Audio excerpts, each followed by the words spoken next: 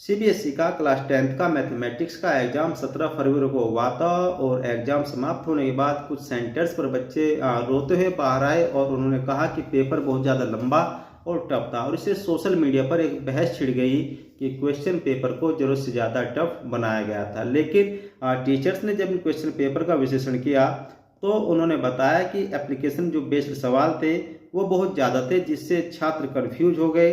Geometry और trigonometry के सवाल भी जरूरत से ज़्यादा टफ बनाए गए थे। यदि पेपर लेंथी की बात करें तो 5 से 10 मिनट लंबा ये क्वेश्चन पेपर था, लेकिन एक दो सवाल ज़्यादा टाइम कंज्यूम कर रहे थे। यदि हम सेट के अंतर की बात करें तो सेट 2, सेट 1 और सेट 3 के मुकाबले ज़्यादा डिफिकल्ट था और केस स्टडी के सवाल भी बहुत ज़्यादा डिफिकल्ट इस बार बनाए गए थे। और इन्हीं चीज़ों को ध्यान में रखते हुए प्रशांत किराड़ एक एजुकेटर है, उन्होंने कोर्ट में जनहित याचिका दायर की, जिसको हम कहते हैं PIL कहते हैं।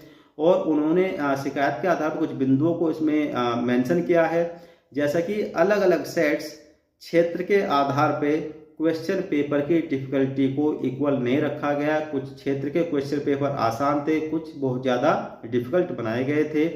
कुछ सेट्स आसान थे जबकि कुछ में क्वेश्चंस बहुत ज़्यादा टफ थे। कुछ तो ऐसे क्वेश्चन थे जो JEE मेन एडवांस लेवल में पूछे जाते हैं।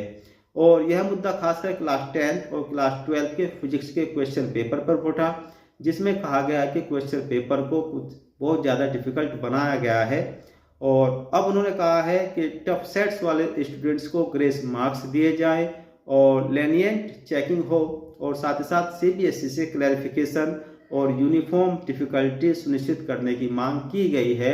लेकिन CBSE की ओर से अभी इस PIL पे कोई जवाब नहीं दिया गया और CBSE का यही कहना है कि सारे ही क्वेश्चन पेपर के जो सेट थे वो इक्वल डिफिकल्टी के रखे गए थे। सारे के सारे आरोप निराधार है।